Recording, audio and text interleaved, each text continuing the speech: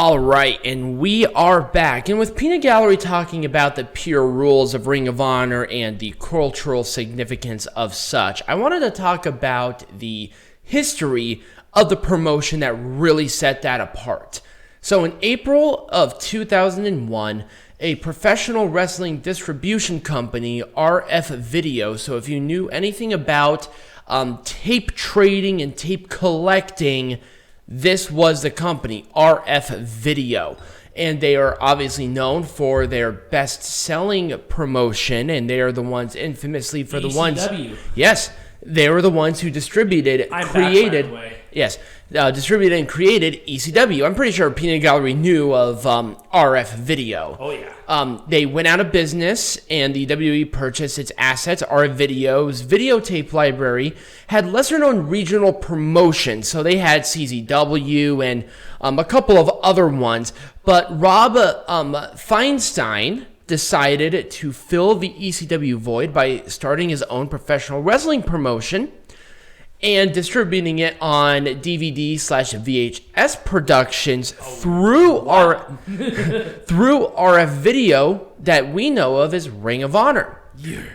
The first event, which was called the Era of Honor Begins, took place in February 23rd, 2002 in Philadelphia, former home arena of ECW, actually. It featured 9 matches, including such talents as Eddie Guerrero and Super Crazy, IWA Intercontinental Champions and Triple Threat matches, Christopher Daniels, Daniel Bryan, Low-Ki, Samoa Joe, who are now known as the founding fathers of Ring of Honor. If you think Ring of Honor, you think CM Punk, Christopher Daniels, Daniel Bryan, Samoa Joe, a lot of the people that you see in WWE now came from Ring of Honor. Yep.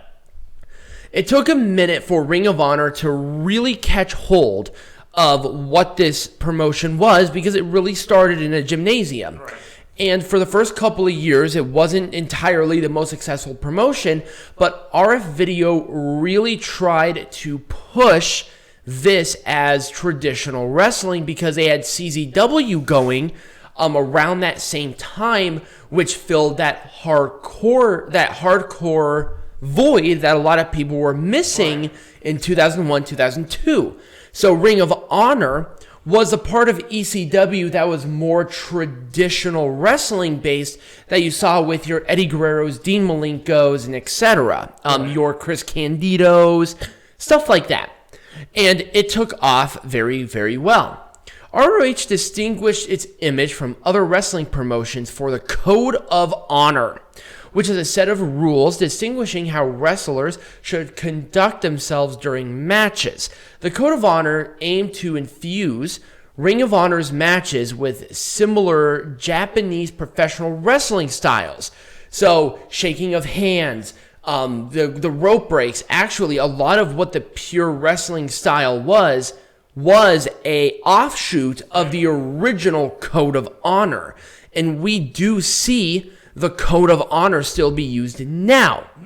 Now, some of the rules were shake hands before and after every single match, no outside interference whatsoever, no sneak attacks, which we actually do see in New Japan, where they really emphasize that sneak attack mentality and that outside interference, which honestly makes it feel more special.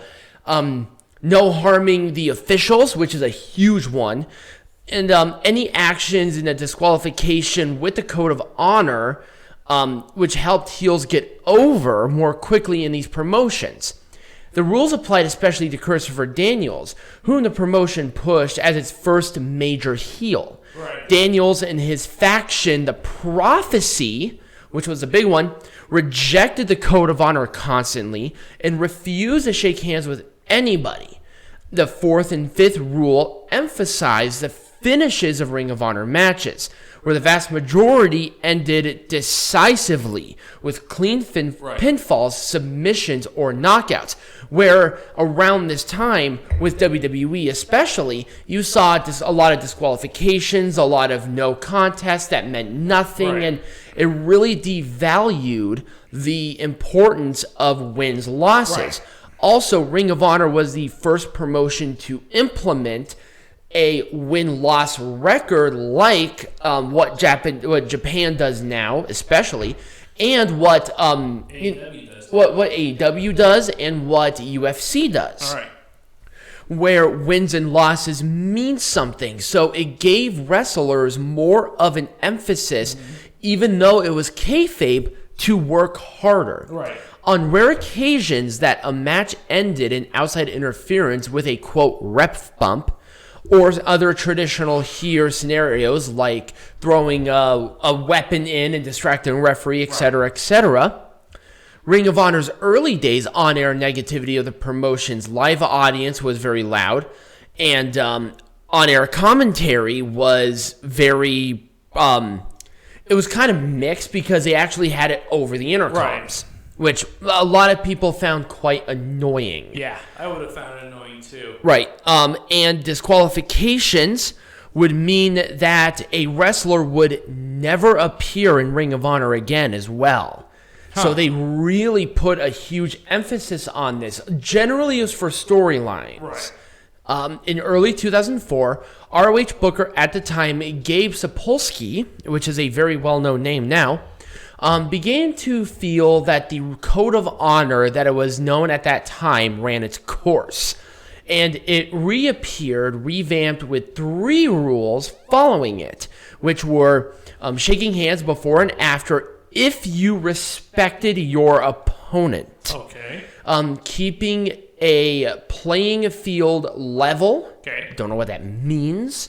And then respect the officials was always a thing. Another thing, well, once again, we talked about this, and this was very unique in American wrestling, which was pure. Right. So, which is the pure wrestling rules, and I'm not going to go through. I'll go through it briefly. Yeah. We kind of talked about it. Right. 3 rope breaks, no closed fists. You'll get a warning. The second one is a penalization for a rope break. Right. And then if he already has one, the person would be disqualified. Right. And then subject to a 20 count with the official if wrestlers go on the floor. Right. Unlike other championships, the Ring of Honor Pure Champion could change hands in a disqualification or a countout as well. Yeah. In its formation, Ring of Honor was classified as a super indie, which means it would bring top talent from other big independent promotions. Essentially, NXT would not exist if ROH did not exist. Right. So basically what would happen is that they would actually bring in a lot of the top indie talents from others into one show a month for the Ring of Honor shows. And that introduced, and that really helped the promotion grow. People like Adam Cole, that helped. Yep. Now we're gonna get to Feinstein. Right. It helped these wrestlers kind of get into the limelight. Right, and they also went out, and also they had a very unique style of contracts. Right. So they introduced promoter contracts, which was an X amount with a start date of X amount of money. But the contracts were never official based on who they were. So Ring of Honor would pose a number, and the wrestler thinking that they might have a value. So it would basically be a back and forth, and they would do the dates and how much money. So if a wrestler wanted to work 20 dates for $100,000, the company would give you back an offer saying, we'll give you the same amount, or we'll double the amount of dates for the same amount of money, and they would come to a consensus, which was unheard of at the time. But the problem is that a dispute happened when Ric Flair signed with Ring of Honor. He did sign with Ring of Honor, where he agreed to work several dates for the promotion. It was not as wrestler. Took the money and failed to show up for the scheduled shows without notice. This Ric Flair was the fucked up Ric Flair back in 2010 when his son died, so take it what you will. And after ROH began introducing more professional contracts to its performers of more of a traditional aspect, they had more incentives, such as a cut in merchandise sales from t-shirts and DVDs. any competitor before this for DVDs or anything going through Ring of Honor's website were not cut in on any kind of cut with those sales at all. So that's kind of why they started to do that. And I think that's kind of more of a fair choice. In 2011, Sinclair bought the promotion, Ring of Honor, and the talent contracts changed, and it would prevent them from appearing on any other televised wrestling show, internet pay-per-view, or general pay-per-view. It also gave Ring of Honor power to perform over the performers' dates. This caused controversy due to a few dates Ring of Honors were running and would eventually be discontinued in favor of more open contracts that saw talent not allowed to appear on television, iPay-per-view, or regular pay-per-view.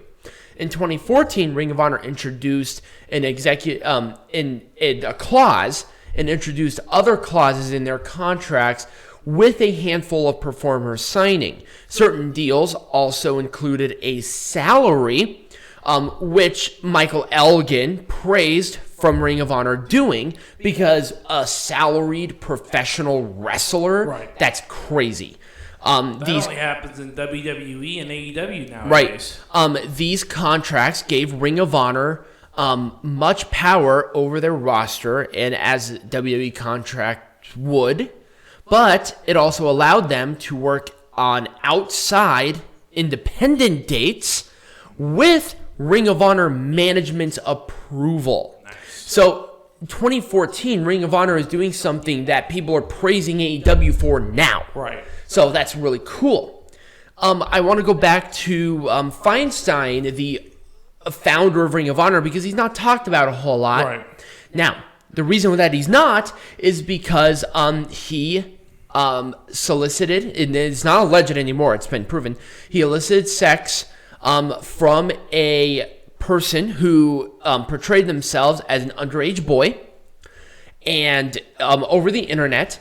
And when they went into his house, they found thousands of hours of child pornography, hundreds of thousands of images of not only child pornography, but child abuse. Okay, that went a whole new, thick. But also, they found out that he was a distributor of these things on the dark web. Fun.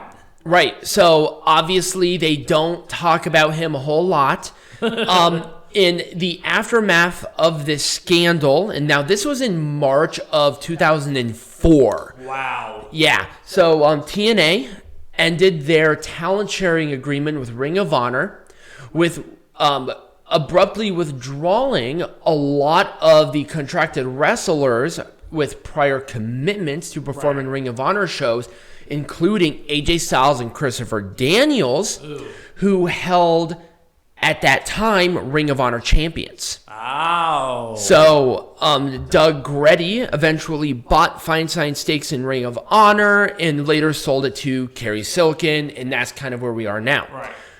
Here's my thing. Ring of Honor, and I think a lot of people don't give Ring of Honor a lot of credit because of the messiness with Feinstein and some of their issues with some contracts in the past. Think about TNA. They went through his own problems. Right. And this was a lot earlier than what TNA went through. Right. Now, remember, a lot of this was like in 2004, 2011, where TNA's was like in 2015, 2016. Right. Ring of Honor is really coming to their own, and the legacy of the promotion, I love Ring of Honor. And I love seeing it. I love seeing the history, and no matter where it came from and who started it and all of that, I think it's a promotion that should be more appreciated. And if you think that it's a bad thing, what about Vince McMahon's distribution of steroids back in the? He was acquitted for that, though. This guy was proven to do this. Well, no, this guy was proven to do this. Vinnie Mac was in on it. Right, but once again, the Court of Appeals say differently than what actually happened. Right. Anyways, the point is that all professional wrestling promotions go through some bad shit every now and then. Mm-hmm. And Ring of Honor is no different, but celebrate Ring of Honor, and I think it should be what it is. Right, and I think really a lot of these other companies should really give some credit to Ring of Honor for the evolution of what they did with salaried wrestlers. They also were the first ones to help wrestlers with health insurance if they got injured in the ring. They started doing that in 2006. Right. So it's crazy. Anyways, when we come back from break, 19th anniversary show, we'll be Yes, right back. absolutely.